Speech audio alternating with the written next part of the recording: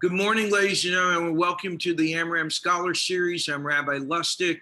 I'm joined this morning by Professor Jeremy Benstein, and we're delighted to have him this morning.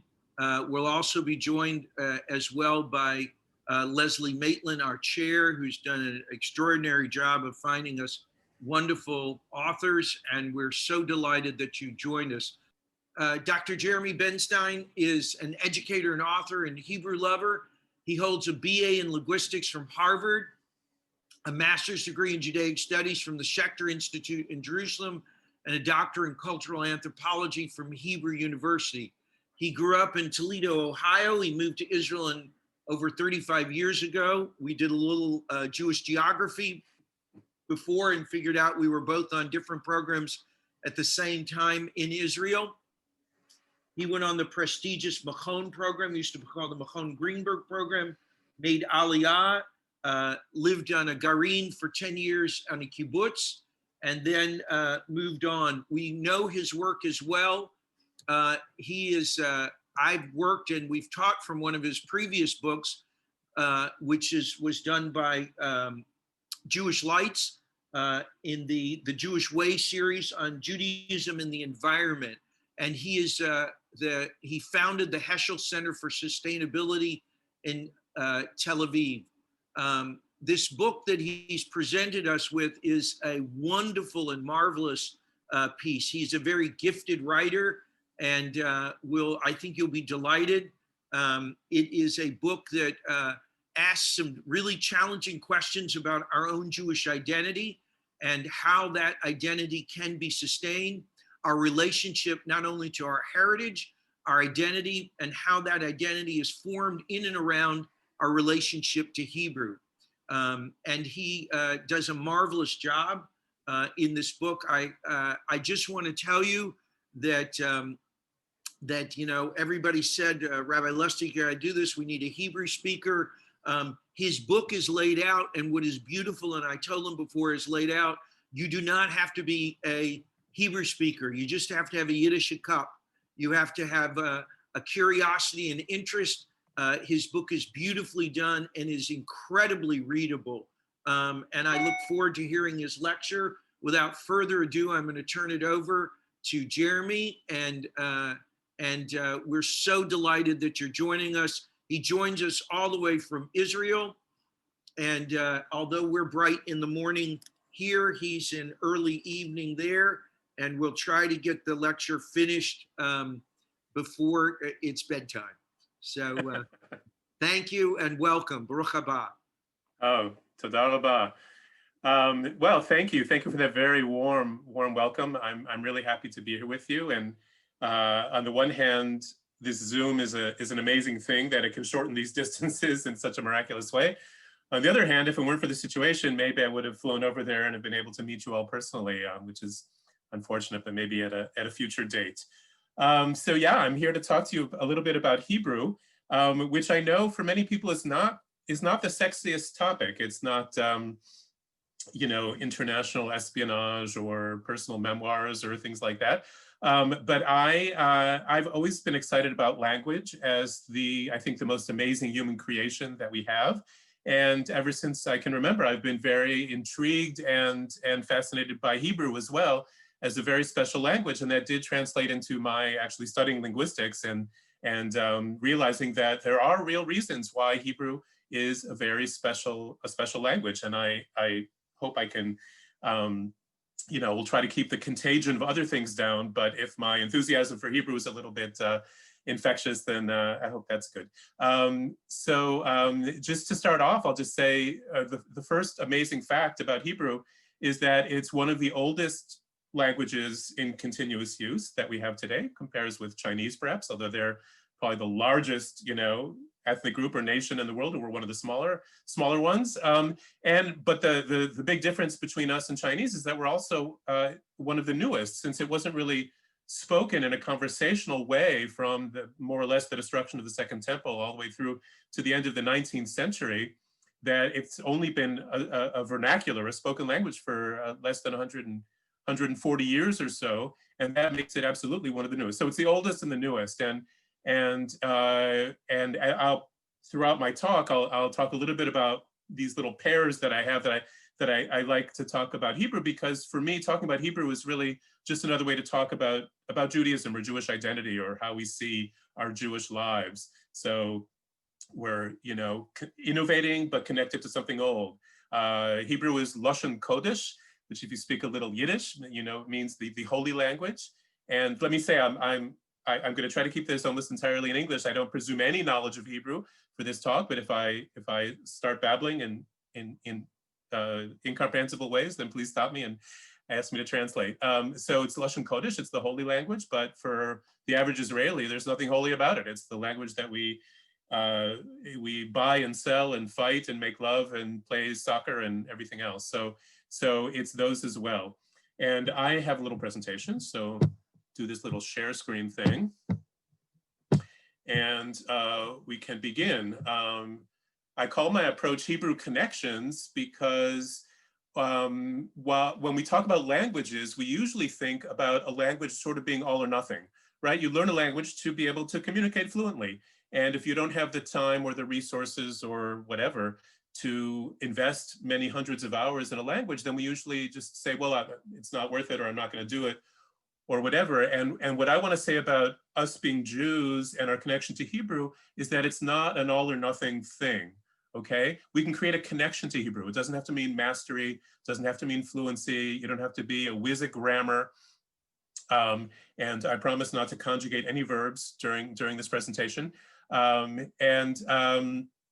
Because it's about identity, and it's about basically something in our sort of Jewish toolbox, something about being literate in a Jewish way, in the same way that you might study a little Bible or read a book about Jewish history or learn a little bit about Jewish philosophy. You can do the same thing with Hebrew, and it is helpful in that way. It becomes part of what it means to be to have a connection to things Jewish. Okay, so we will jump right in. So if I'm saying that everyone should expose themselves to Hebrew, create some connection to Hebrew, so I'm going to ask the question, why do that? Why learn some Hebrew? Okay, and I've got a few different types of answers here. And if I hope this is as amusing as I intended. If you're all on mute, I can't hear you laughing out there, but I'll just keep plowing right ahead. So first of all, should we learn Hebrew to talk to God? In other words, for all the traditional reasons why we have Hebrew in the Siddur, there's Hebrew in our prayers, Hebrew in our Jewish sources when we study, etc. However, not only are all those things in translation, but of course God, he, she, it, whatever, speaks English as well, right? And if you didn't know what God looks like, that's a picture of God, at least according to William Blake.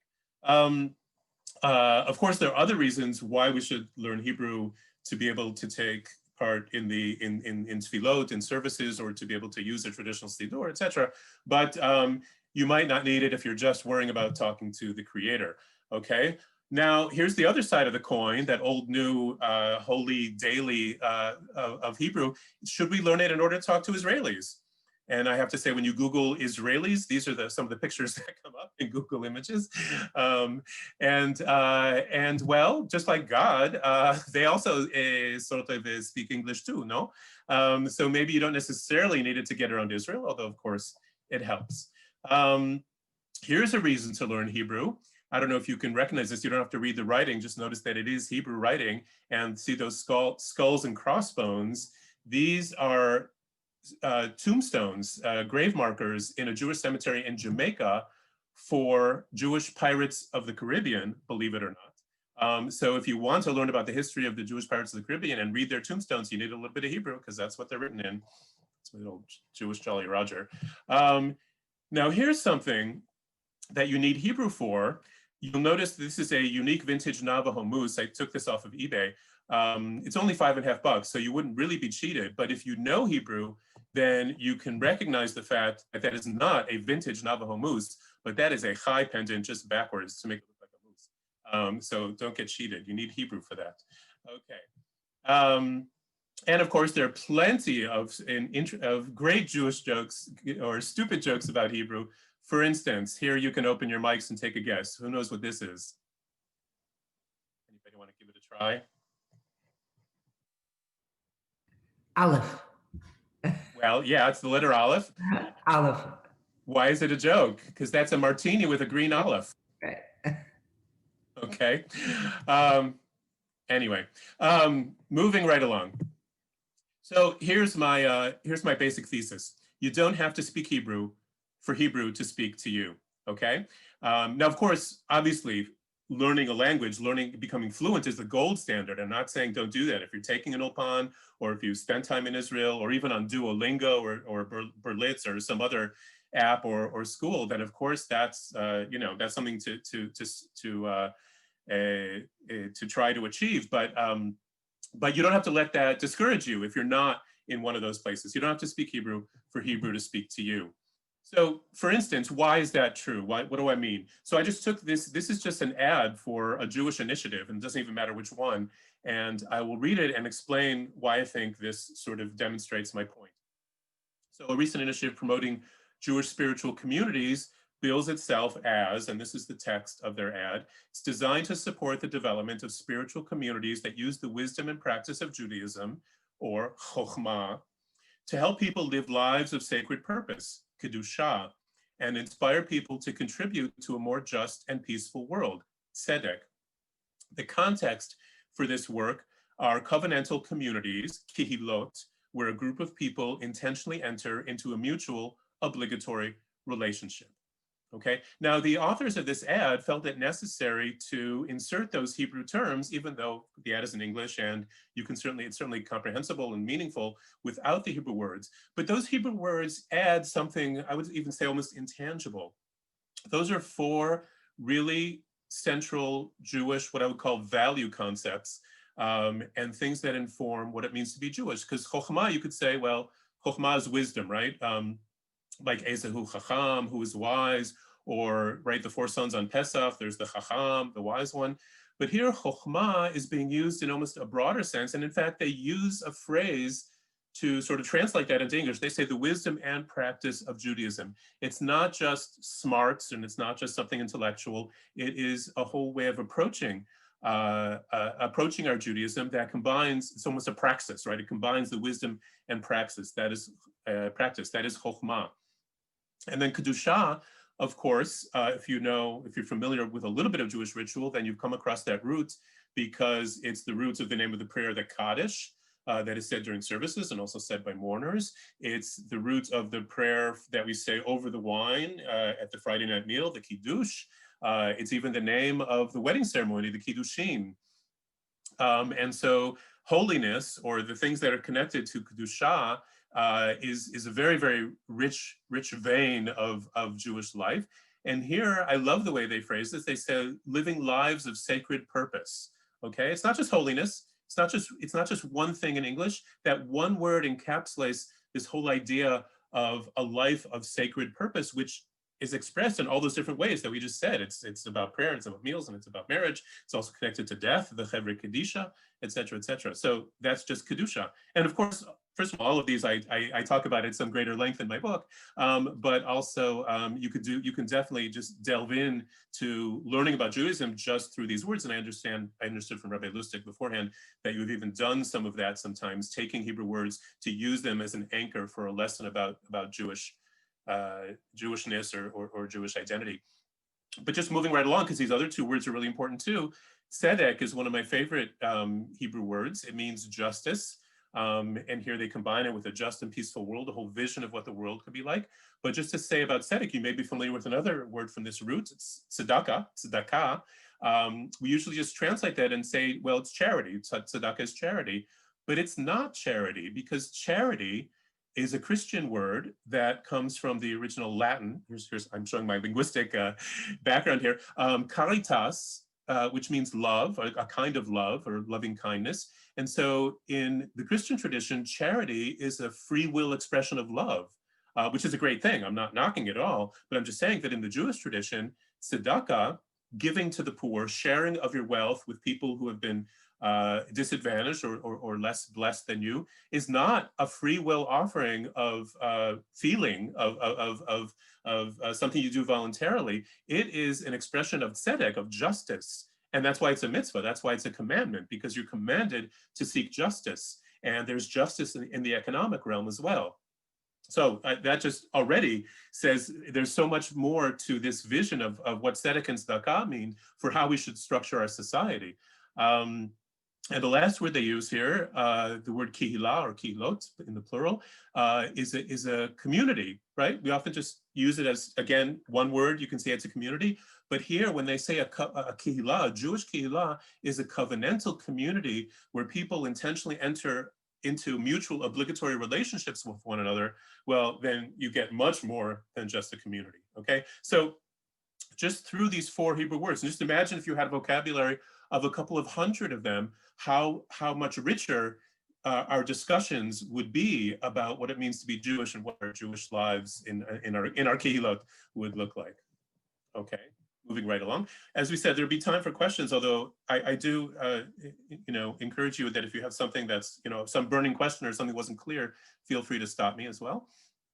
Okay, we were jumping now to the other side of the dyad. If we're talking about things being old and traditional and connected to the religious side of Judaism, well, there's also the new and the secular or the daily side. This is one of my personal role model and heroes. This is Eleazar Ben Yehuda. And he's in a classic photograph here, poring over books. And if you're not familiar with his name, I love this quote from the historian Cecil Roth, where he said, before Ben Yehuda, Jews could speak Hebrew, right? Because, well, Jews learned Hebrew in Cheder, or to be very specific about it, most Jewish males when they had a traditional Jewish education, which most did in traditional Eastern Europe or traditional North Africa or Sephardi lands, Mizrahi lands, etc. So it was the males who got that traditional language that gave them some kind of competency in Hebrew. Most females did not. They would speak the Jewish language, whether that was Yiddish in Europe or Ladino or Jewish Arabic or things like that.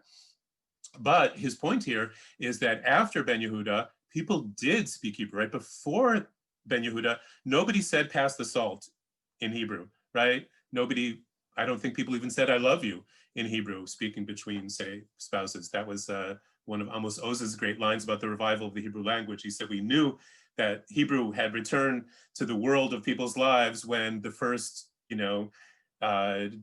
Jewish teenager said to his or her partner, I love you in Hebrew, right? That was a big, a revolutionary moment. But this was in an essay entitled, Was Hebrew Ever a Dead Language? And of course, Hebrew was never dead, right? Because it was dead, it really couldn't be revived, even though that's the word that we use. The actual technical word, and I'm not going to use too much technical words here, but one of that we say it was re-vernacularized, which is just a fancy way of saying it became a spoken language again. It was used for written. Obviously, it was used in the synagogue. It was used for writing, right? If a rabbi in Spain were to write a rabbi in Germany, the rabbi in Spain did not speak Yiddish, and they didn't speak each other's Gentile languages, and so they would write each other in Hebrew. And indeed, Hebrew was a sort of lingua franca among rabbis or among Jewish intellectuals who would correspond with one another. But again, it wasn't a spoken language, and Ben Yehuda did not do it all on his own. There's a whole cadre of people. Now we're talking about, he moved to Israel from Eastern Europe in 1881. And so we're talking about the last 2 decades of the 19th century and essentially the first 2 decades of the 20th century, because by the time of the end of the First World War, when the British sort of assumed the British mandate in Palestine, took over from the Ottoman Empire, etc., Hebrew was actually fairly well established, and the British authorities already recognized it as one of the official languages of the people living there.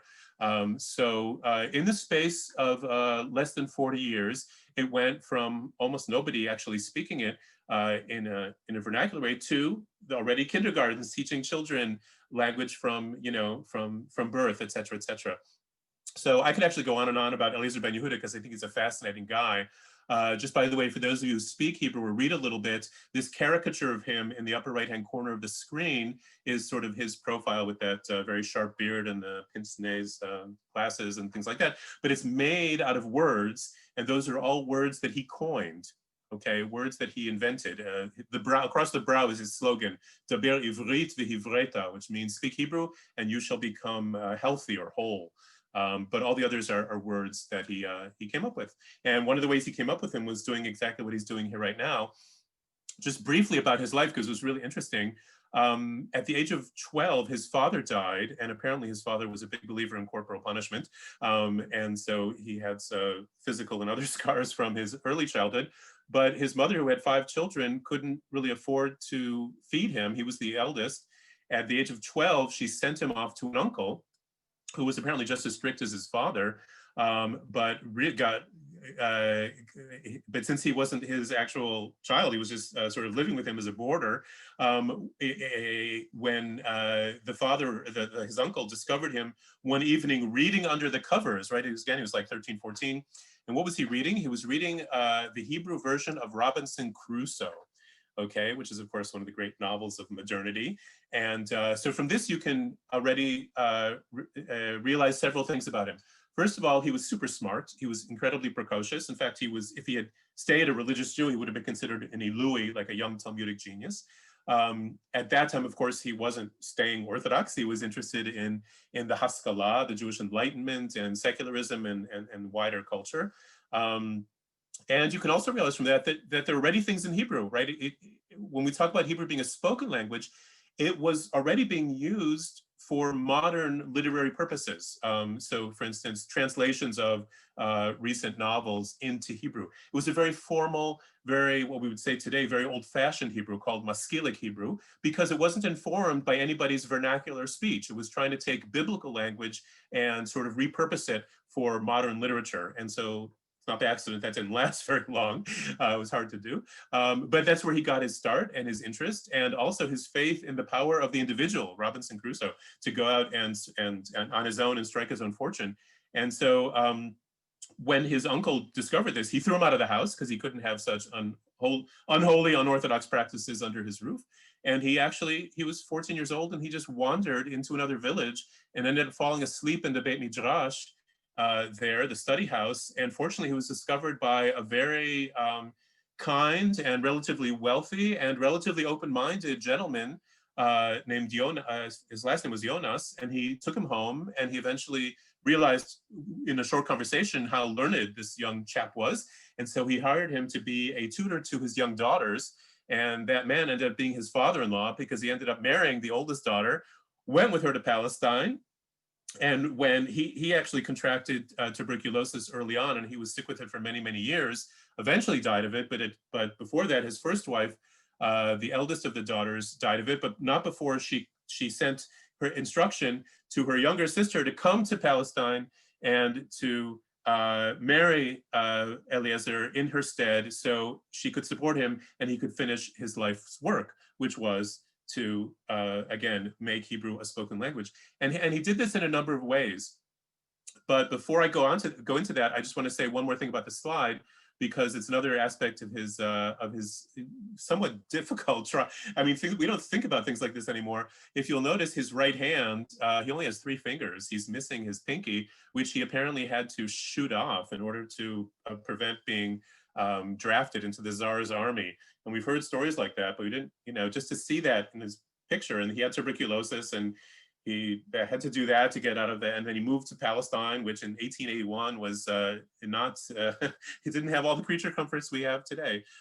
So a lot of challenges in doing this amazing revolutionary thing. So before I go on more about what was revolutionary about it, I want to introduce you to another man and just do a short comparison. The man on the right is another Eliezer, because that was his Jewish name. He's better known by his general name, Ludwig Zamenhof.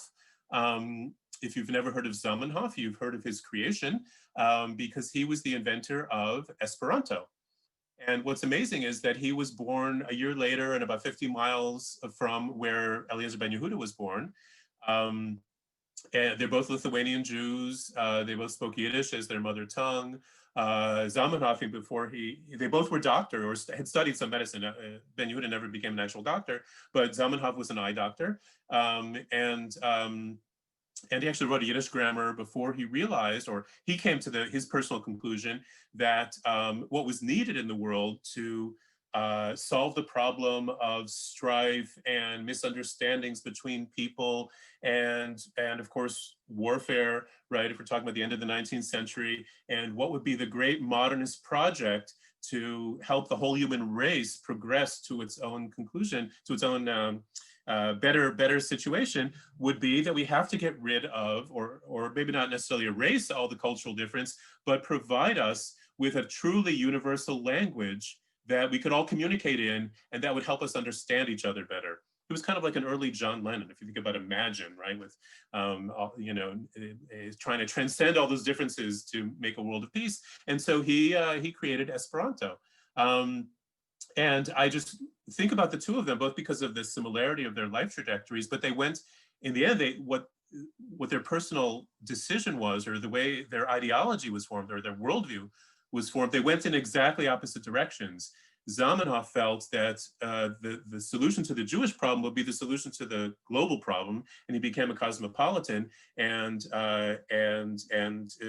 tried to create a language that would be common to all people, maybe transcend this idea of narrow-minded nationalism, et cetera, et cetera. And if you think that he was a failure, there are at least 4 or 5 million people who speak Esperanto in the world. Most of them not as a native language, although some yes. One of the most famous ones is George Soros, who I'm sure you've heard of, and you could talk about cosmopolitanism and all the political side of Esperanto, but that goes back to his background, actually. But Ben Yehuda actually went in the other direction. He says he felt that the solution to the Jewish problem was the same as the solution to the Bulgarian problem, which is what he wrote about, and the Germans and the Russians, that people have their national spirit, their national identity. Every self-respecting nationality has its own territory as well, and has their own language, which houses their literature and their storehouse of their values, et cetera, et cetera. And so the Jews need both of those, because right now, at that point, in other words, in the late 19th century, they were lacking the land and they were lacking the language. And so he saw these two things, the land and language, as being inextricably connected as a way to promote Jewish identity, or essentially save Jewish identity from whether it be assimilation or the calumnies of anti-Semitism, that if we had a sovereign nation in our own country speaking our own language, that is what's missing. So so it's just the two of them saw, sort of identified the problems that were sort of the overriding problems of their societies, and each felt that language was key in their obviously very different ways. So back to Ben Yehuda. Here's his, with his, I believe it's his second wife already. And how do you go about getting people to speak a language when no one is speaking it? First of all, you have to be a fanatic, which he was. He was a crazy man. There's no question about it. There's talk of the fact that he once received a telegram, right? If you remember what those were, it used to be, right, before emails and WhatsApps and everything else. So it was an urgent message, right, when you got a telegram and not just a letter. And he sat for 3 days before he opened the telegram until he was satisfied with the word that he invented for telegram, which is mivrak, which comes from the word barak, which means lightning. So something really quick. It happens lightning fast. So that's a telegram, a mivrak. By the way, Barak, as in the former president Barack Obama, that's actually from an Arabic word that's connected to bracha, believe it or not, blessing. So it's a different Barak. But this is Barak, lightning. And in fact, the first word, and here he's probably the only lexicographer in the history of the world, lexicographer being somebody who writes dictionaries, because that's one of his main parts of his life work, was to compose the complete historical dictionary of the renewed Hebrew language. And he was one of the only lexicographers to have to actually invent the word for dictionary, because one of the things that the Haskalah did when they were at a loss for words, they wouldn't invent new words. They would just sort of combine words. So a dictionary before Ben Yehuda was called a Sefer Milim, a book of words. So he took the word for word, milah, and created the word milon, like the word for newspaper takes the word for time, et, and makes it iton, et cetera, et cetera. There are a bunch of things in that form. So he invented the word for dictionary, he invented the word for telegram. And so obviously one of the most visible or telegenic things about helping a language to be spoken is that is the word coinage, right? Is making up new words, but that wasn't nearly enough because you actually had to get people to use them. So I think at the time when he obviously hadn't written his dictionary yet, people knew him mainly as a journalist because he edited a daily newspaper. And that is one of the ways he got words out, right? It was in Hebrew. So people had already, the educated people could read written Hebrew, but that was a way to, if he would write about news, about politics, about cultural affairs, et cetera, he would use these new words. And again, he wasn't the only one. So in fact, Chaim Nachman Bialik, the great poet, perhaps better known now as the great grand uncle of Mayim Bialik, the celebrity, but Chaim Nachman Bialik coined about twice as many words as Ben Yehuda. But there was also David Yelin. There were a bunch of people who were doing this. But this was a platform for getting the words out. And he was also very, very encouraging, and the whole community that grew up around him, in teaching Ivrit b'Ivrit, teaching Hebrew in Hebrew.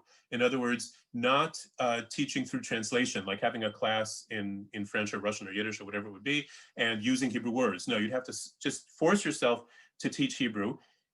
And this was, of course, for adult learners, but even more importantly, starting with children, okay? And the most amazing stories and that show us how much of a fanatic he was, is how he ran his household, because he made a pact with his wife, who was very much on board, as said, definitely committed to this joint project. In fact, it was his second wife, Chemda, who actually finished the dictionary. I'll go back to the dictionary in a second, but she was the one who finished the dictionary because he died before he could actually finish it. But they made a pact to only speak Hebrew at home, which means that as they tell the story, there's some biographies written about him, there was a lot of pointing and grunting before they had words for like every single kitchen tool or every single thing that you would use in a home. And even more importantly, they committed to, when they had their first child, who they named Benstein, the son of Zion, that he would only hear Hebrew, okay? That he would speak a pure Hebrew that wasn't polluted or infected by other languages, which of course everybody else at that time, even if they spoke a very good literary Hebrew already because they learned how to read and etc., they all had other languages in their heads, right? So this young child, this first native Hebrew speaker by definition, because nobody else was, he would speak this pure, unadulterated Hebrew, which of course means that he had nobody to talk to for the first few years of his life. They didn't let him play with other kids because they didn't speak Hebrew. It's so sad when you think about it. In fact, they say that he didn't actually even speak anything. He didn't say any words until he was like 3. And some of the couples, Ben Yehuda's friends, were trying to convince him. They said, "You guys are destroying this poor boy's life. He's going to grow up, an idiot or an imbecile or right, whatever. He's not." But in the end, he actually did start speaking. He became the very noted journalist. He ended up changing his name from Benstein to Itamar. That part I'm not sure why, but he changed his last name from Ben Yehuda, which was actually the adopted name of Eleazar. Eleazar was born Eleazar Perelman. He changed it to Ben Yehuda, and his son Benstein, who changed his name to Itamar, he changed his last name to Ben Avi, Itamar Ben Avi.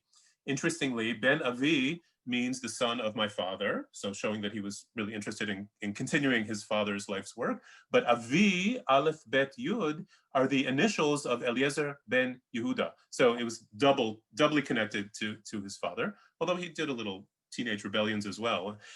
He has his own life story. Something very relevant to this week is, apparently, at least according to him in his own autobiography, at the age of 5, he was given a dreidel. They, of course, weren't going to call it a dreidel for Hanukkah because that's not Hebrew. And he came up, he said, "What does it do?" Zemistovev. It spins around, so I'm going to call it a sivivon. So the Hebrew name for dreidel, sivivon, was probably coined by Itamar ben Avi, or Eleazar ben Yehuda's son, when he was 5. But there are plenty of other words as well that they coined. Glida. Glida is an interesting word, by the way, for ice cream, because some Hebrew words you have to say, well, how did they know? Like, what would you take into account if you're trying to invent a Hebrew word? So first of all, that's that slide before where he was poring over those books. The first thing you do is go to the sources, right? We have thousands and thousands of books that described all kinds of daily realities from biblical times and Talmudic times and medieval times. So there are plenty of things to draw on, even if, okay, so they didn't have a locomotive or cars, but they did have all those kitchen items, and so many of them going back to, obscure Talmudic discussions about the purity or impurity of a ladle. So you have a ladle. But other things that didn't exist, so you go back and find maybe a root that you could repurpose for this. And occasionally they would also choose words that would be reminiscent of or inspired by or connected to words in other languages. So if you've known the word glida for ice cream, you may not have noticed, but it's very similar to gelato in Italian. And that was one of the reasons why they chose the root gimel lamed daled, which means to, it's used for, Rashi uses it to refer to frost. And it's also in modern Hebrew, the word for scab, so like coagulation. So geled is like a coagulation, and that's a pretty, reasonable thing to describe the process of making ice cream. And it sounds like gelato, so it's a great word. Then there are words that really are just taken from other languages. Mivreshet, the word for brush, lavrish sear. It's a completely Hebrew word. Most people don't realize that that root there, bet reshin, right there in the middle, is the word brush. So it's there. But other words using roots that you might not realize are connected. So if you know the southern area of Israel called the Negev Desert, it's called the Negev because it's related to the Negev, which means to wipe or to make dry. So the modern word magevet is from that root, the Negev. The nun falls out, doesn't matter, but it's connected to that idea of Negev. And then there are other words that are taken from either biblical roots, or the other great thing that Eleazar Ben Yehuda did, that if he couldn't find anything relevant in the Bible or in the Talmud or in the other sources, he said, well, what is the closest language that is related to us? Well, Hebrew is a Semitic language, and so Arabic is, of course, very, very close. And so there are plenty of modern Hebrew words that are taken from an Arabic root. So that's a little bit about the part of the rejuvenation of Hebrew. And as I mentioned, let me finish the story of the dictionary. So he started writing this dictionary, and he would do it by writing. He had like little index cards or little pieces of note paper where he would find a word in a source and write it down and its definition and how it could be used, or maybe how it's already being used. So he had thousands of these note things, his desk sort of crammed with pieces of paper, and he had to put them in order and stuff. And he thought this was going to be a really massive book. It's going to be, 800 or 900 pages.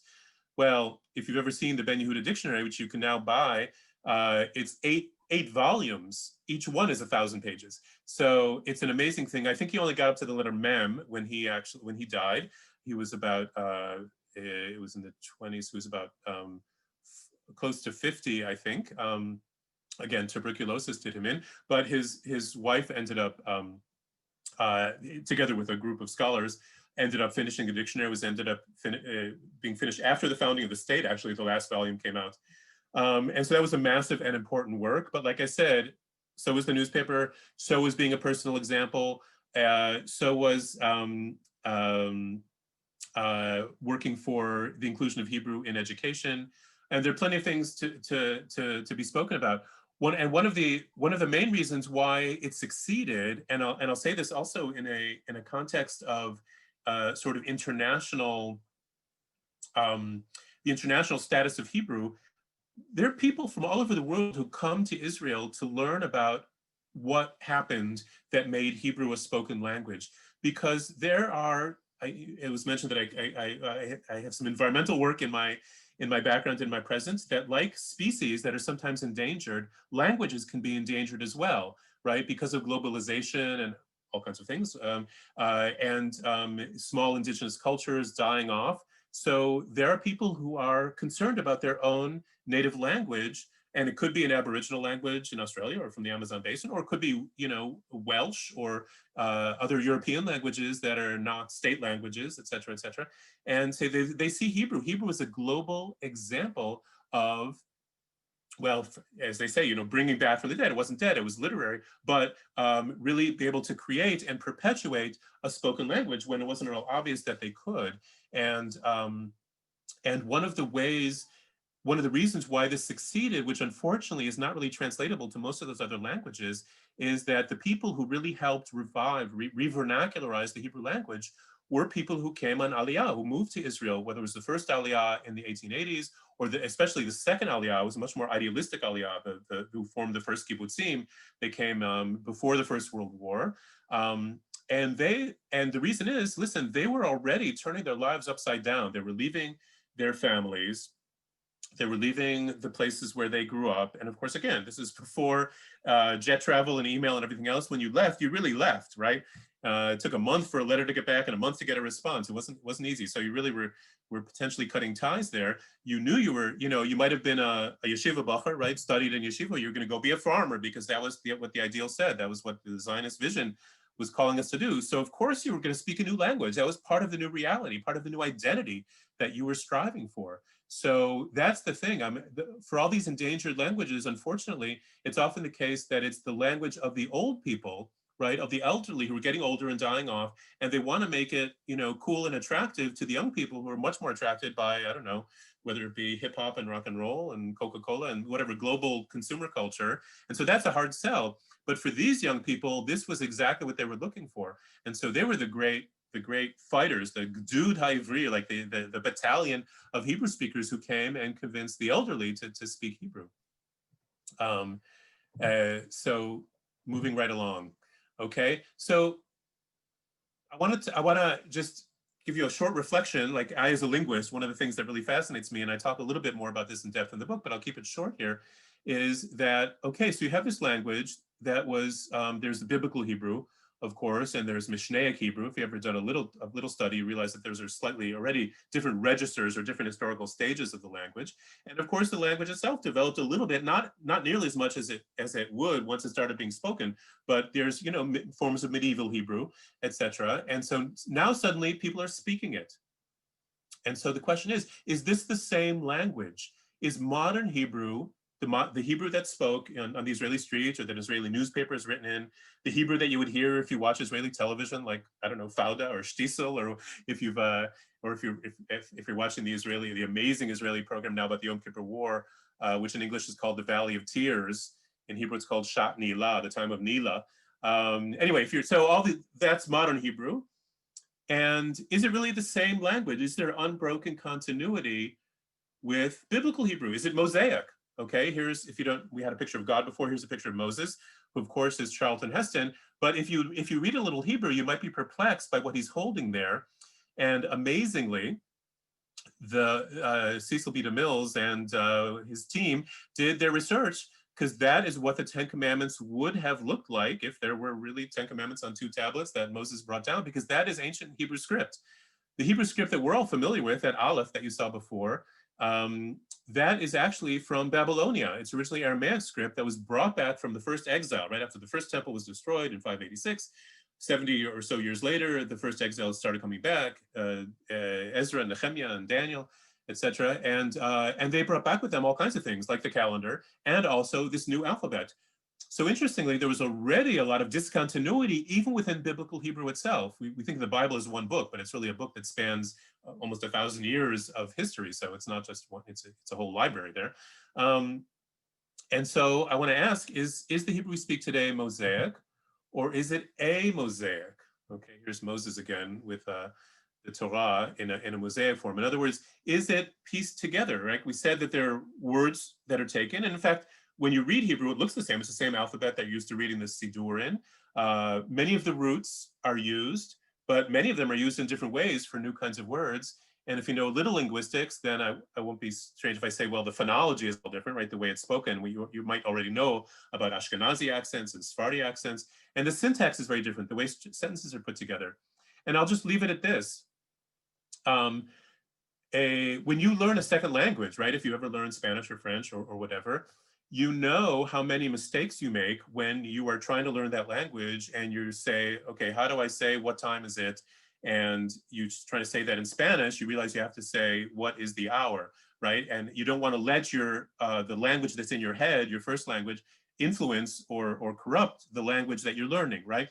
Now, what happens, and if you do end up doing that, it's helpful to have native speakers around, that Spanish teacher from high school or whatever, or if you go to a Spanish-speaking country, you get corrected. You learn how the actual native speakers speak it, and if you're a good learner, then you learn how to sort of quiet those voices in your head and silence the original language that you're speaking and learn how to say it the right way, okay? Now, what happens if there are no native speakers? As I said, Itamar ben Avi was the first native speaker. How did he know what was right? He might not have had those other languages in his head, but Eleazar Ben Yehuda himself and all those others, they all spoke a melange of languages, right? All the European languages you can think of. And of course, there were Sephardim there who spoke Arabic. Turkish was very prevalent in those times because of the Ottoman Empire. Plenty of languages around, mixing up in people's minds. And here they are trying to speak Hebrew.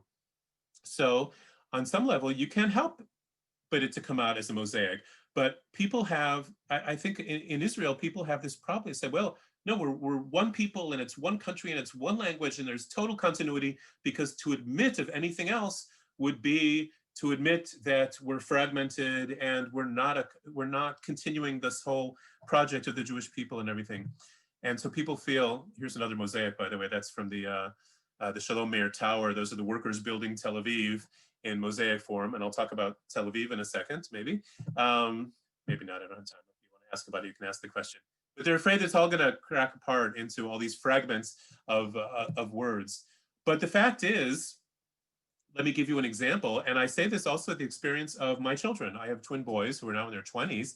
But when they were growing up, it was really, really, really hard for them to learn Tanakh in school. And you think, what should it be so hard? They're learning it, they speak the original, they're learning it in the original.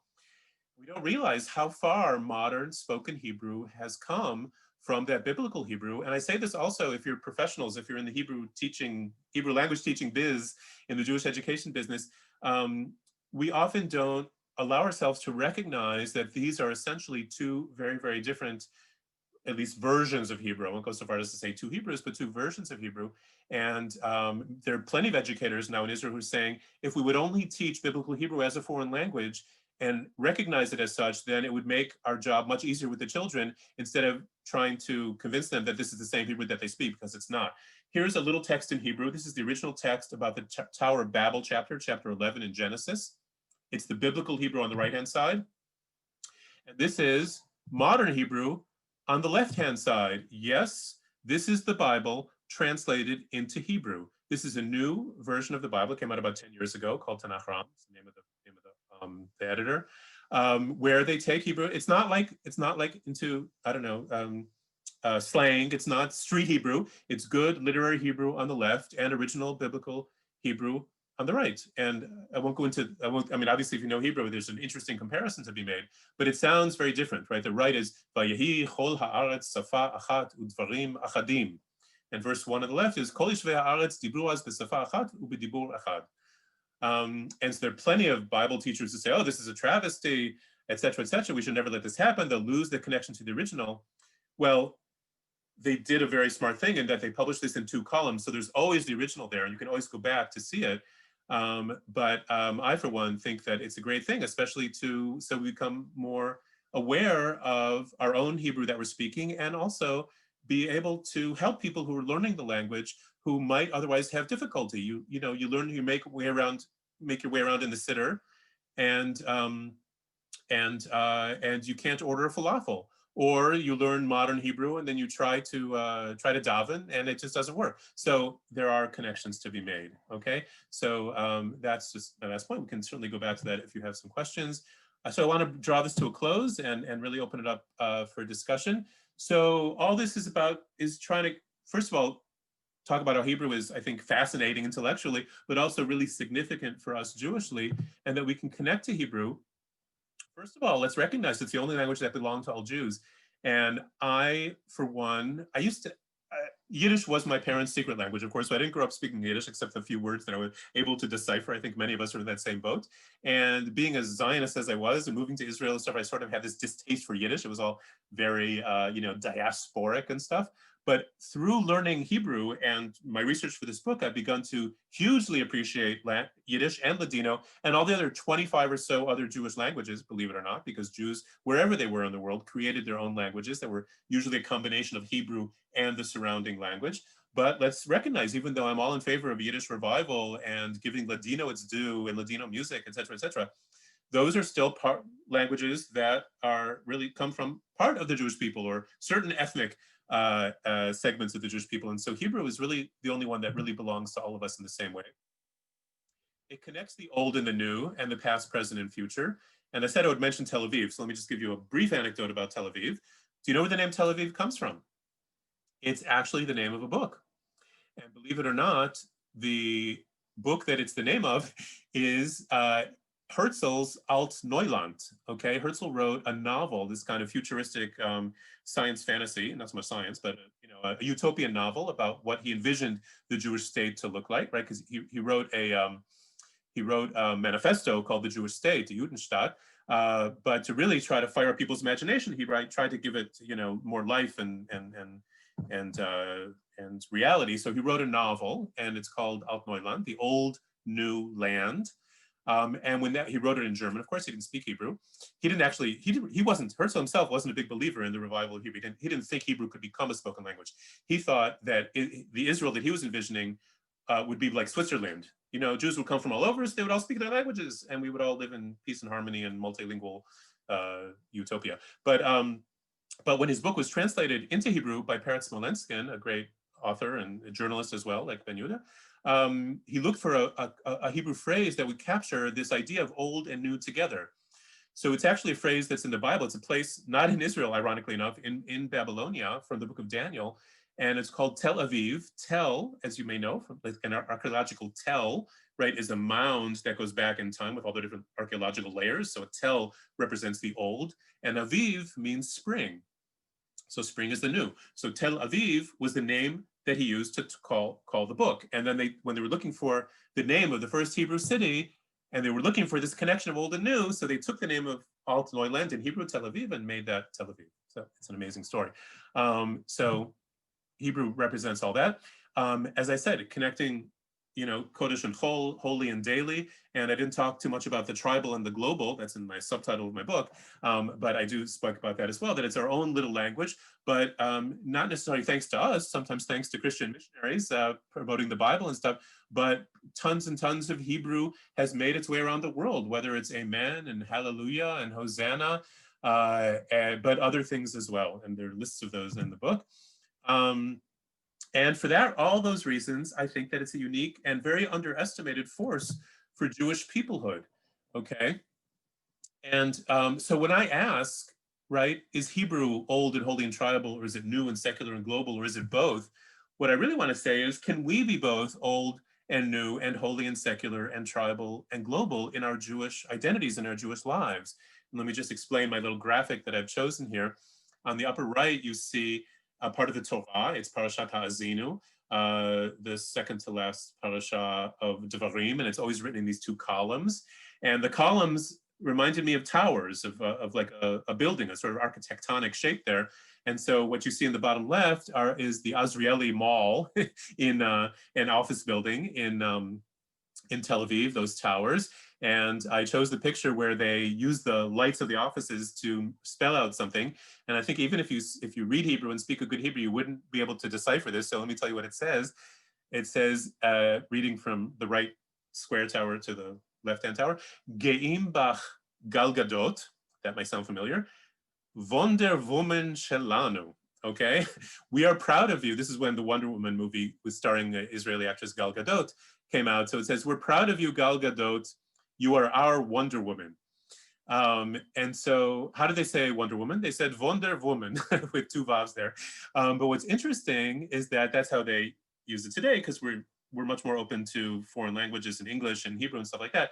Originally, when the Wonder Woman comic came out and it was translated into Hebrew, they looked for a good Jewish phrase. And so just like Smolenskin found Tel Aviv, how would you say Wonder Woman in traditional Hebrew? The comic book was called Eshet Chaya, okay, which is from the book of Proverbs. It's the prayer, the poem or the prayer that's said on Friday night, often from the husband to the wife, the woman of valor, Eshet Chaya, the woman of valor. But they use that to mean Wonder Woman, which I just think is another great sort of old new connection. Did I miss a picture? No. So I'm going to skip this for now. We can come back to this, but in the book, obviously, I talk a lot about roots and how roots connect different things. So for instance, just this root, SDR, Samach Dalad Resh, Seder, you may be familiar with it from Sidur, prayer book, the Seder, the Pesach Seder, which is an ordered meal. A Sidra already bridges the gap because it's also the Sedra, the weekly parasha, the weekly Torah portion, but it's also a television series in modern Hebrew. Histadrut is the name of the labor organization. And of course, Beseder. How can you learn speak Hebrew without knowing Beseder? Beseder, Beseder, Beseder Gemor. Everything is fine. It's a whole philosophy of life. And here's Bougie Herzog, used to be a labor politician. Now he's the executive director of the Jewish Agency.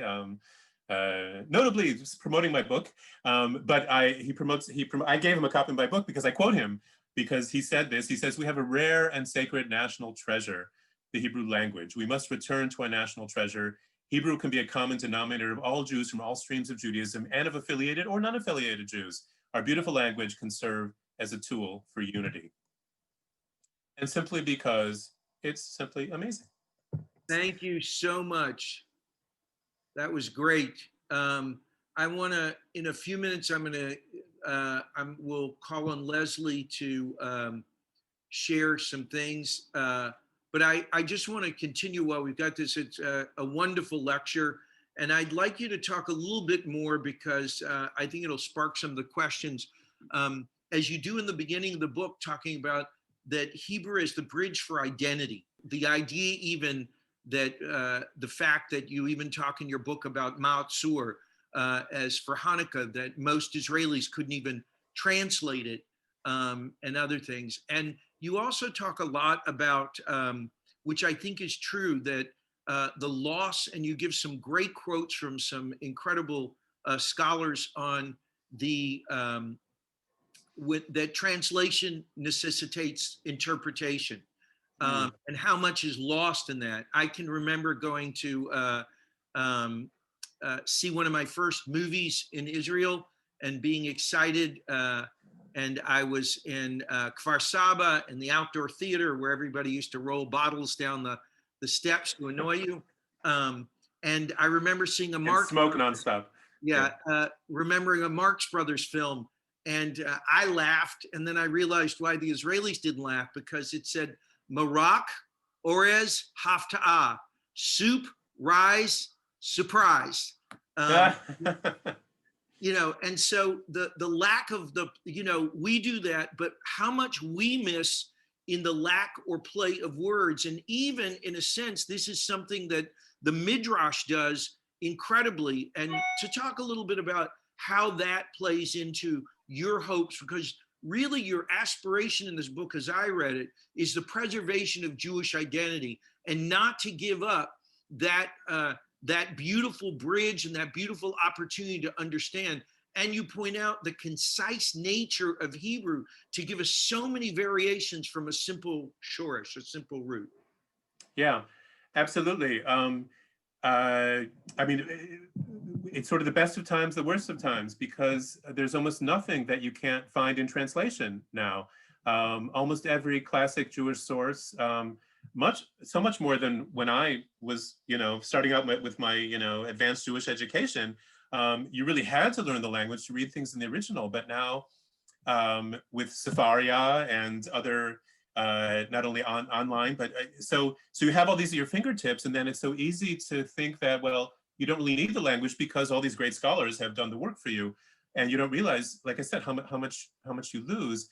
And I know, like, if you were a total Francophile and you love France, and you go there and you would love the cuisine and the art and everything else, and you never learned a word of French, you could live in France, or you could get around Paris, you could enjoy visits there, but you would totally be a tourist. You clearly wouldn't have the insider's knowledge of all the things that you purportedly love about French culture, right? And so one of the things that you do when you're intrigued by a foreign culture is you try to open yourself up to the language. And you don't, because you don't want to be a tourist. You want to know all the secret in spots, and you want to be able to communicate, right, in a native way. And so when we relegate ourselves to translation, it's like we're saying, okay, I'm fine being a tourist in my own identity, right? I'm fine being this like temporary visitor to who I actually am.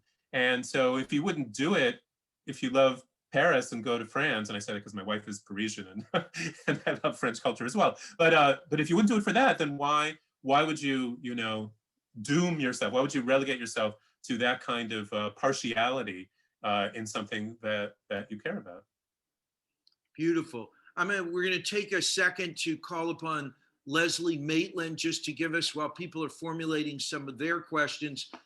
Leslie is, as you know, our Amram Scholar Chair, who went up and actually picked Dr. Benstein from in our Jewish Book Council. I want to let people know that up in the chat, you can see that where you can purchase Jeremy's book. And I want to tell you that I highly recommend this. It is a great book just on Jewish values. And even if you only went through, and I'll ask Jeremy to explain a little bit, maybe he can screen share some of his workshop pages if he has those. Leslie, you want to give us a little bit about our upcoming Scholar Series. And thank you so much for joining us this morning and arranging this with Dr. Benstein. Thank you. And thank you for what you bring with your knowledge of Hebrew to this. And Jeremy, thank you so very much. It's really fascinating. And just remind everybody, as Rabbi Lustig pointed you to the chat box for the link to buy the book. Hanukkah's coming, great Hanukkah gift. So there's that. Our next speaker will be a special program on the Red Sea Spies. This focuses on a really fascinating, exciting operation that occurred in a remote part of Sudan in the early 1980s, when a luxurious diving resort was set up in an effort it masqueraded as just a beautiful resort, but it was taken over by the Mossad to secretly run an operation to evacuate thousands of Ethiopian Jews from Ethiopia to Israel. So we are lucky to have the former Mossad agent who headed this operation, who will be joining the author, Rafi Berg, to discuss this incredible story. So Rafi Berg's book is called Red Sea Spies, and he's a former BBC correspondent and online Mideast editor for the BBC, and he will be joined by Danny Limor, the Mossad agent. The great thing is that this story was so exciting that it was made into a Netflix movie, and Rabbi Lustig will be discussing that movie in his movie group on a week from tomorrow, on December the 14th at 7 o'clock. So please watch the Red Sea Diving Resort discussion with Rabbi Lustig a week from tomorrow, and then on Sunday the 20th, meet with Rafi Berg and agent Daniel Limor. So thank you so much. Thank you, Leslie. All I can say is that international intrigue and espionage is nothing compared to Hebrew grammar. Come on, let's go.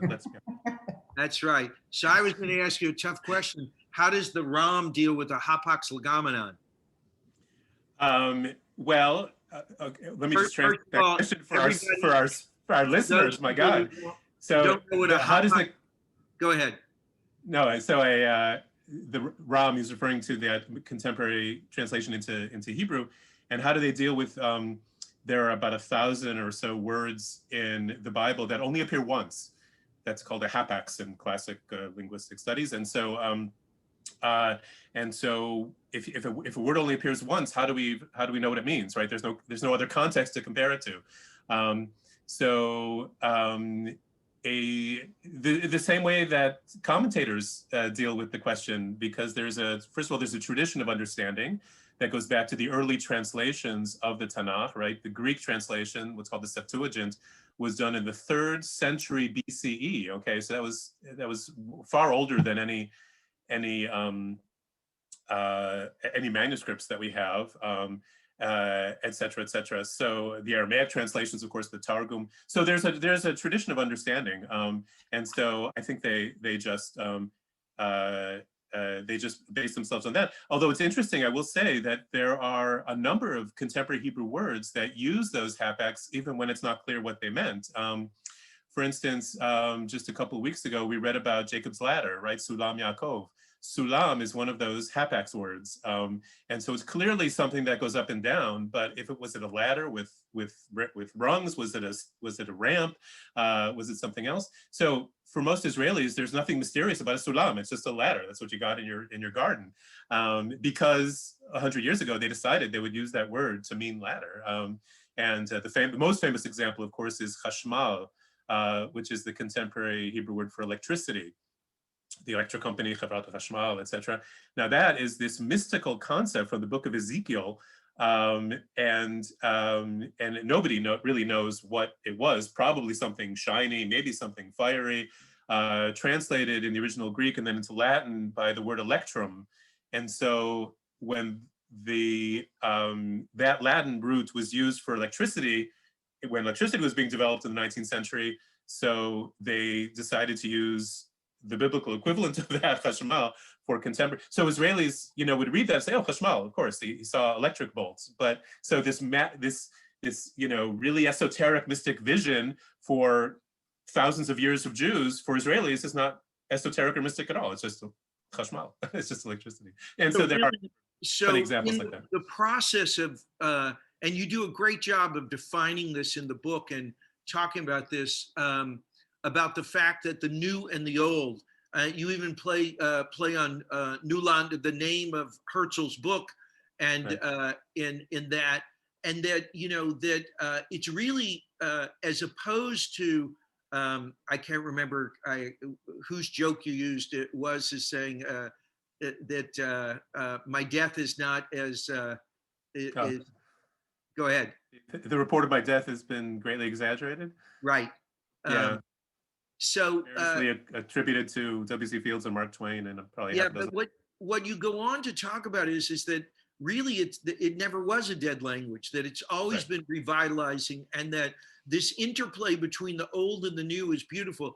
I want to read and let you comment on this, or you can read it if you want, on page 29.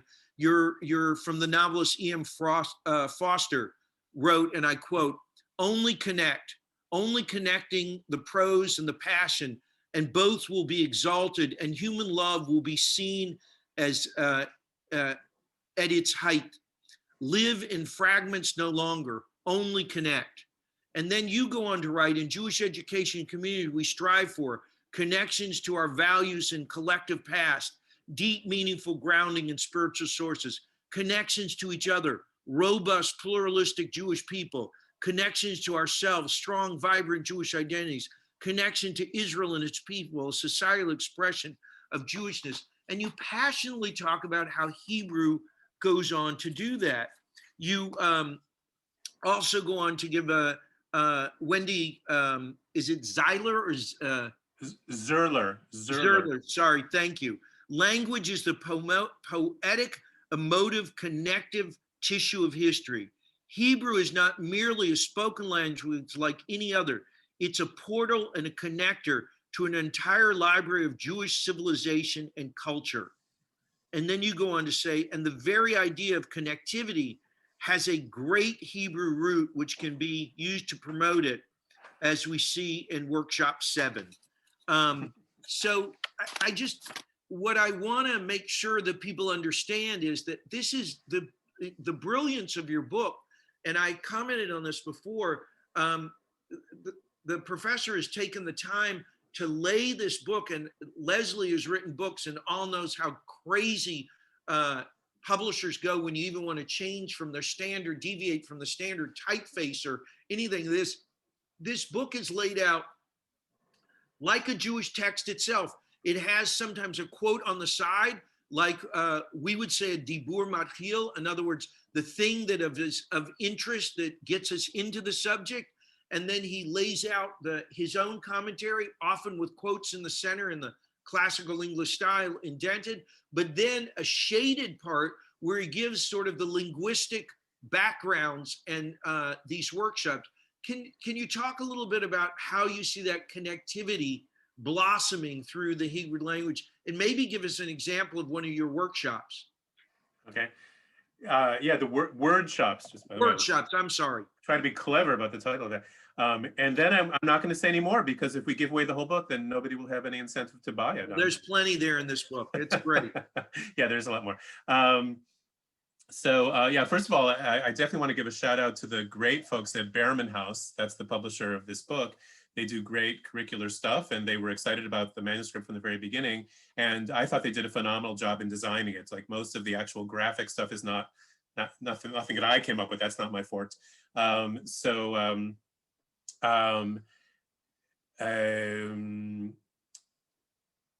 me see. I'm not entirely sure how to answer your question. But I'll just say a little bit about the word shops.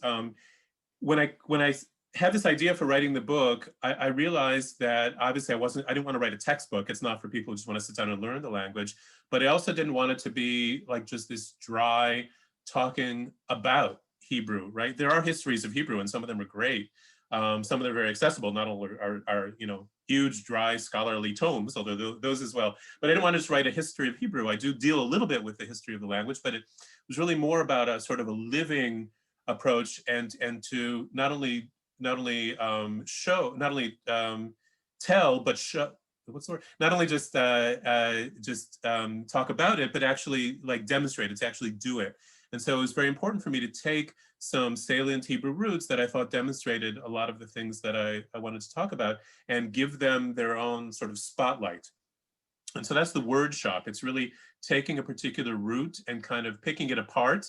And because, and it's not unique to Hebrew, because it's common to essentially all the Semitic languages, but it's very different from English and from other Germanic and Romance languages, where we can talk about a root of an English word, right? If you're studying for SATs, you try to improve your vocabulary by learning these, but those are roots from other languages. Those are like Latin and Greek roots. It's like the history of the word. You have to it's not very, you have to learn it, especially because it's not transparent to the English speaker. Whereas for every Hebrew speaker, and here I'm talking about, the average, Israeli as well, they know that the word, the root, you mentioned the word for connect, which is chet bet resh, or which is the root for chaver, which means a friend. When you're connected to someone, you may know that from Bill Clinton's eulogy to Yitzhak Rabin, who was killed. Shalom chaver, goodbye friend. So chaver is that, but lichaber is the infinitive form, so that's to connect.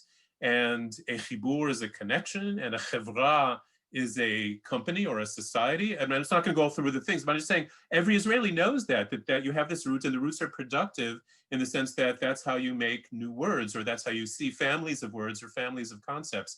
And so that's how, when I say Hebrew roots, Jewish routes in the title of the book, it's really the Hebrew roots are not just these three-letter nuggets of knowledge that are linguistic. It's our roots. It's our cultural and intellectual roots as well, and that's what makes the connections between the words help make the connection between ourselves and the ideas, and between us as a people, connecting to these same roots, to these same words. So can you share, I don't know if you have one of your word shops that you could share. If not, I can, while we're talking, I can maybe scan one and share. But I actually don't have one sort of keyed up on the computer, and I mean, I could. And I don't know. Can you type in, see the book? Doctor, can you type in your on your whiteboard? Can you put up Hebrew or no? I've never tried. But I mean, I can go back. I sort of just went No, I was just gonna through the Seder, because the Seder example is indeed the first one that I do, and I use that in the in the presentation, and so you get an example from that. I'll give you another example without it being here, just because it was in yesterday's parasha, right? If you're connected at all to the Torah reading, we so very easily call ourselves the people of Israel, the children of Israel, and they chose the name Israel for the state of Israel. So we have this word, and yesterday is where it came into being, right? When Jacob wrestled with the angel, and he asked for a blessing, and the blessing was in the form of a new name. And so the name Israel replaced the name Jacob, Yaakov. And so the reason given, and this is why, again, it's important to see things beyond translation, because you can read the whatever Chumash you use, whether it's Gunther Plaut's Reform one or the Etz Chaim conservative one or Art Scroll or whatever, and they will translate what it says there, which says that, you know, your name shall no longer be called Yaakov, it shall be called Yisrael, ki sarita im Elohim v'anashim v'tuchal, because you have striven or struggled with gods or divine beings and people, and you have succeeded. So it connects the Yisra part of Yisrael to this root sin resh he, which means to strive, or can mean to rule as well.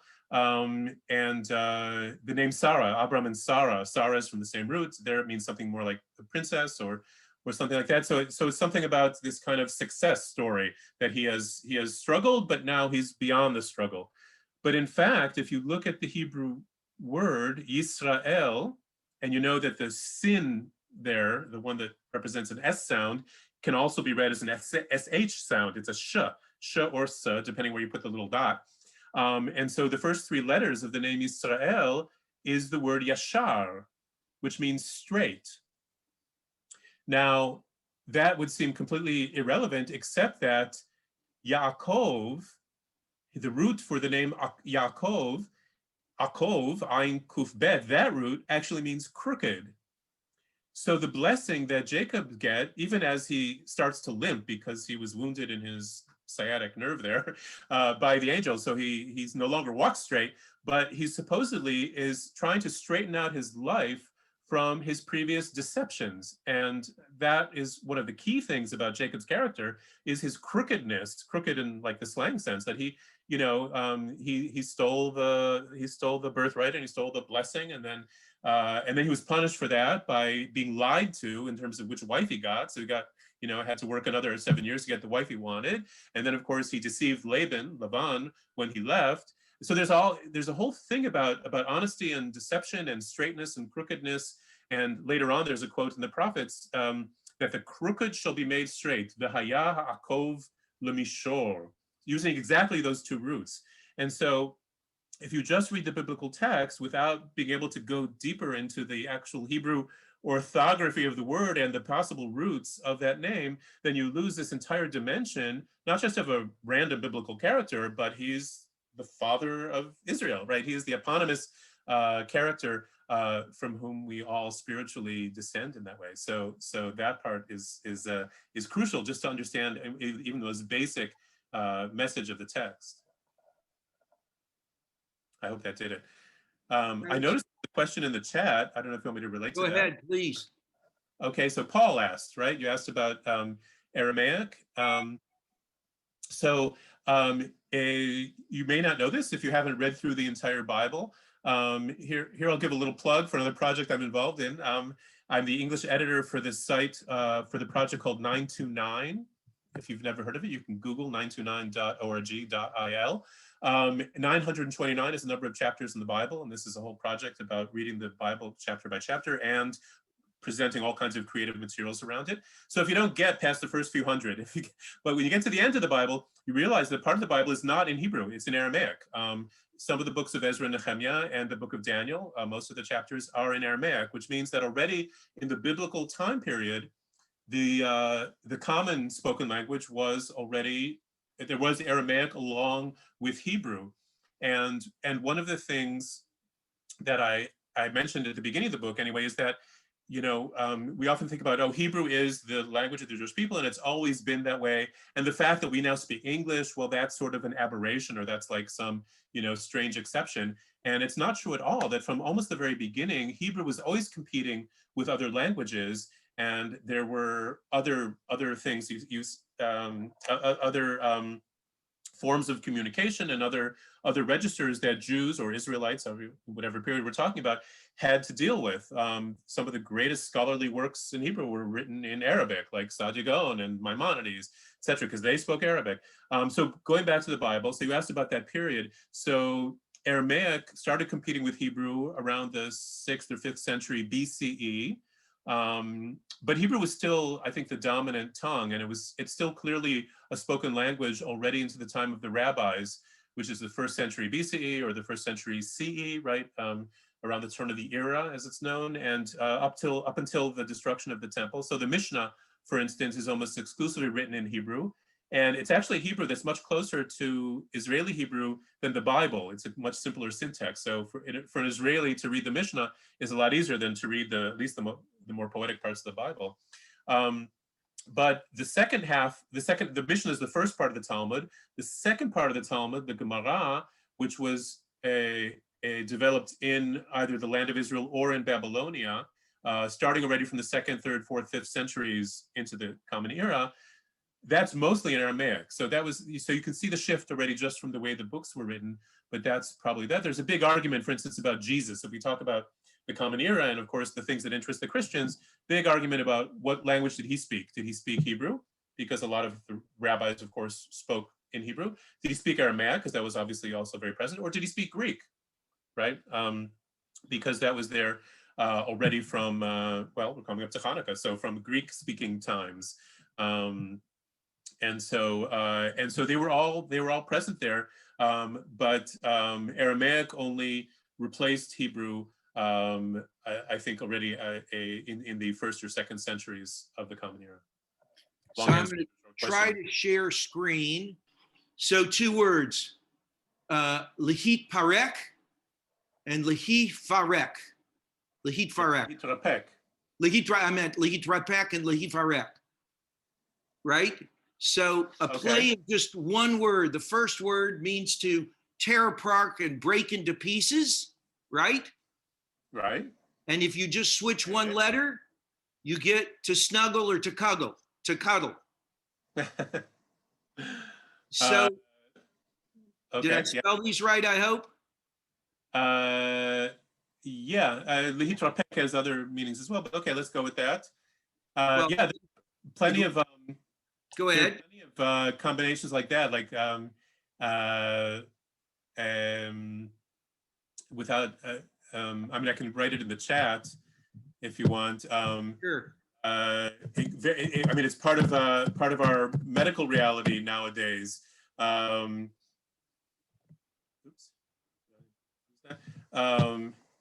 Just a second.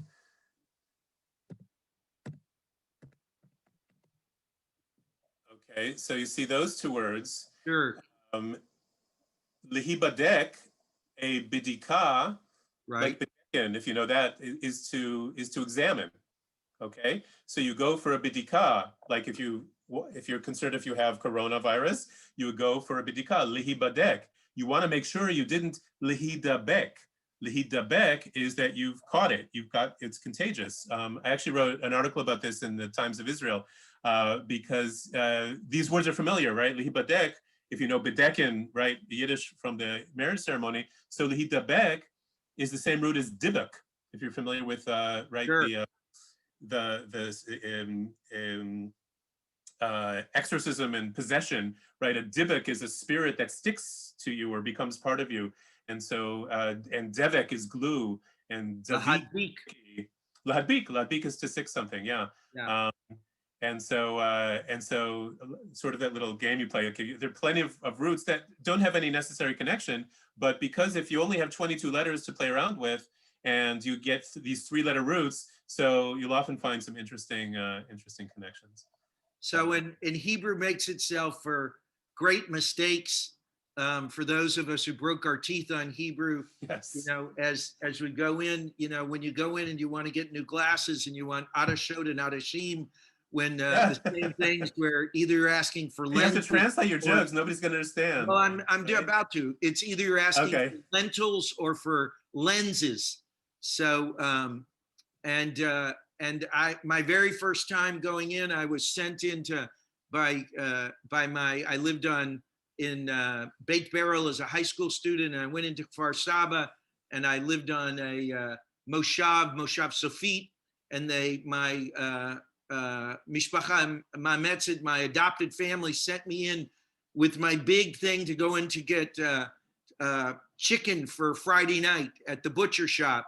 And I had my little note, And I walked in and I said, Ani rotzeh, instead of saying oaf, I said kof, which is instead of saying I wanted a chicken, I wanted a monkey. And he responded, there's only one here, Rach echad po.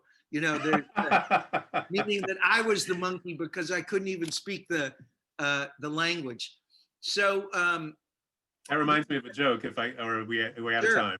Sure. Okay, so there's talk of, as I said, Bialik was well known for coining words, but he was always a little bit skeptical about this rejuvenation thing. He wasn't sure that it was actually going to work. And he was walking with his good friend Ravnitsky down the streets of the very, very young Tel Aviv. And they were arguing about whether kids these days, right, the new generation, whether they were speaking Hebrew or whether they're still more comfortable in Yiddish. And they decided they were going to go up to a little kid, they were going to pinch his ear, and if he said Ima, then, right, his exclamation of, you know, mother, in Hebrew, then of course Hebrew was the language that he spontaneously would exclaim. But if he said mama, then of course that would show that Yiddish is still more natural. And so they did this horribly cruel experiment, which they would be put in jail for if they did it these days. And they went up to the little boy, pinched his ear, and the little kid looked at him and said chamor, calling him a jackass or a donkey. And so with that, the Sabra personality was born. Super. I want to ask if there are other things I'm going to try. I've sent myself and I'm going to try to put up one of your roots. But if there are other questions. Jeremy, what is the difference between the original Tanakh and that contemporary version that you showed? You know, what's the basis of the differences? That's a great question. And it would take a little bit more of a deeper analysis to present them all. But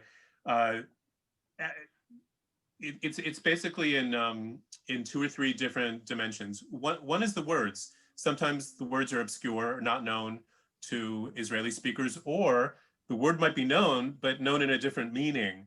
So for instance, there's a phrase in Leviticus, just to give an example of words that are used, but in a different meaning. So you're told to take a certain sacrifice of a 3-year-old calf, okay, which is called an eglah meshuleshet, from the word shalosh, which is 3. The problem is that in modern Hebrew, that's not how you say 3 years old. The word mishulash or mishuleshet means triangular. So when you're in 6th grade or even 10th grade and you're reading this and you read eglah mishuleshet, you suddenly have this bizarre picture in your head of a triangular calf, and you need that to be translated to say, no, it means 3 years old. And so there are plenty of lexical problems. So in other words, translating the actual words. But even more important, and that was, I think, what I showed just in the first verse, it's the syntax. So for instance, a very famous part of biblical syntax, when you first start learning biblical Hebrew, you learn what's called vav ha'ipuch, the conversive vav, the letter vav at the beginning of a sentence. Many verses in the Bible start vayomer, right? Vayomer Elohim el Moshe, vayomer Moshe el ha'am. Vayomer means he said, okay? But if you're speaking modern Hebrew, when you read vayomer, it means and he will say, okay?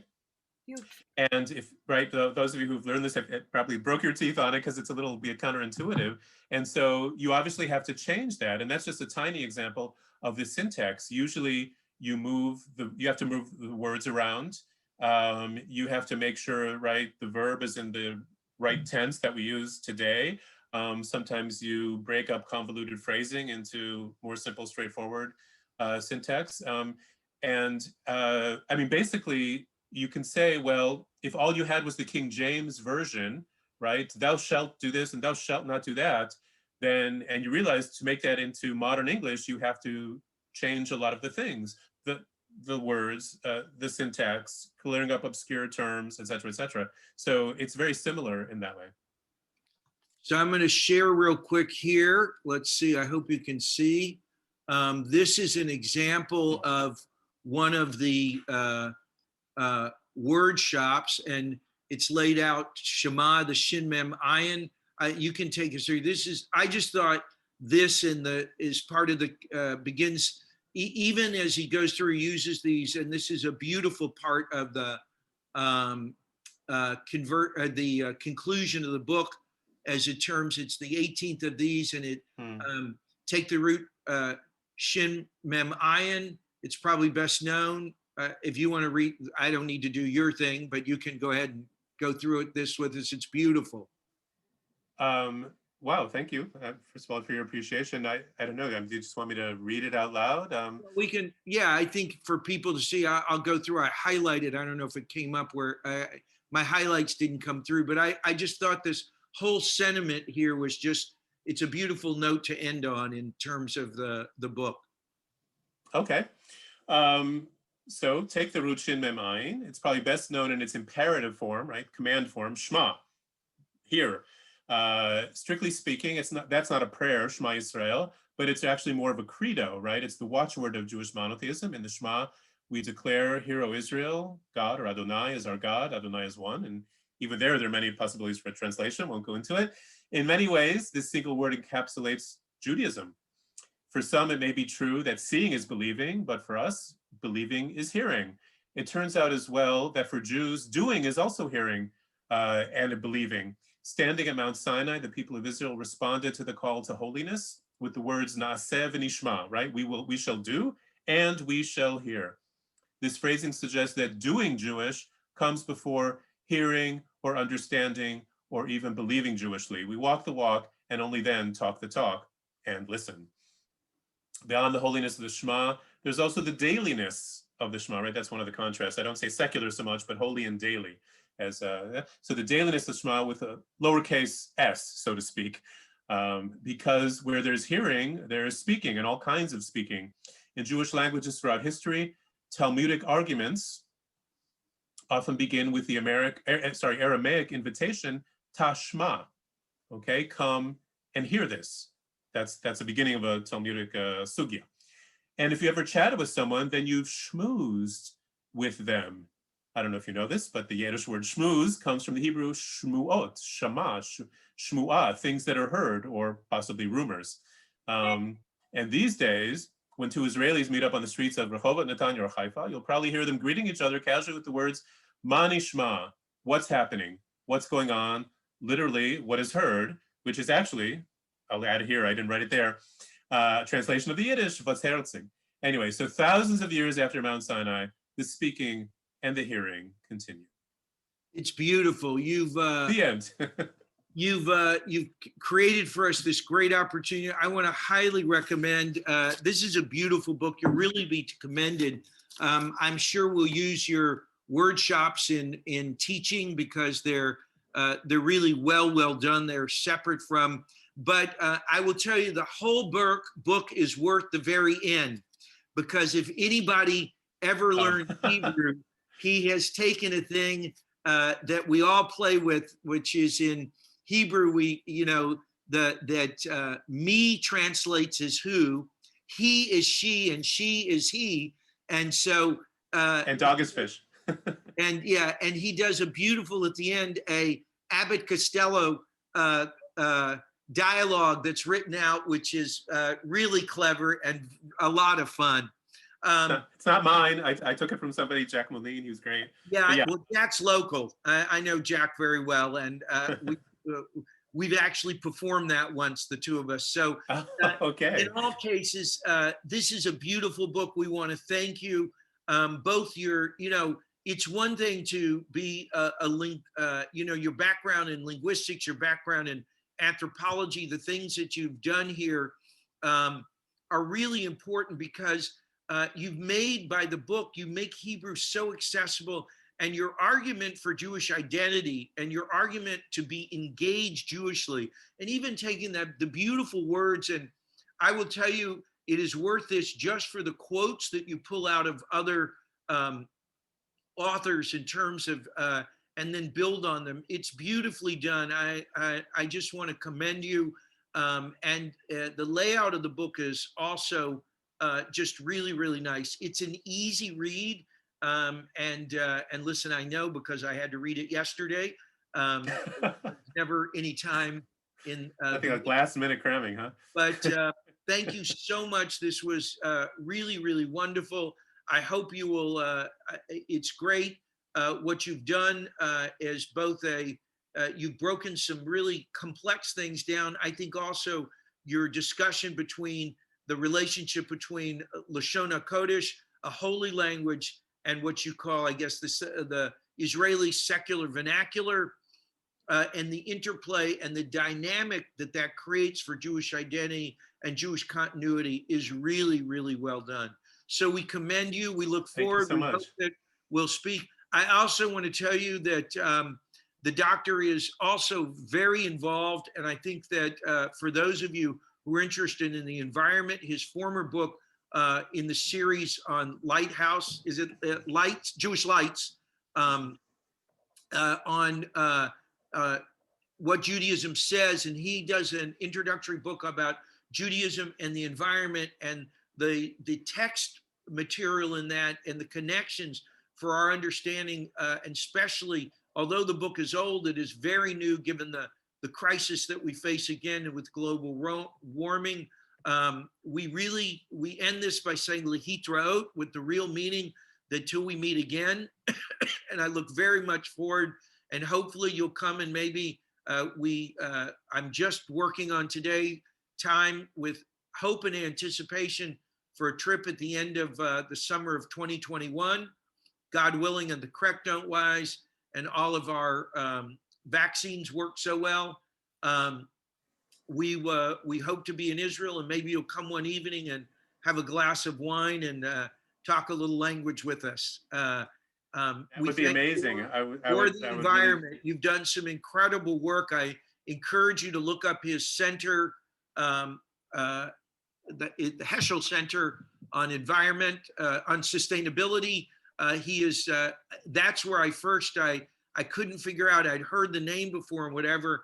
And in some of the programs that we've done with Leket and other groups that talk about using lands, and many of you have been to Israel, you know that Leket takes, and this is the idea of sustainability in Israel, takes a piece where they may have somebody owns a sliver of land that they put a sign, a post, an advertisement up on the highway. They take that sliver of land and they plant it, and they produce a type of tomato that can be used for canning and doesn't need a lot of care. And people, volunteers like us, come in and do this. A lot of these things are brought together by the Heschel Center and for sustainability. We thank you for your work, your scholarship, and we wish you and your family a safe and good and a Chag Sameach for Hanukkah that's coming.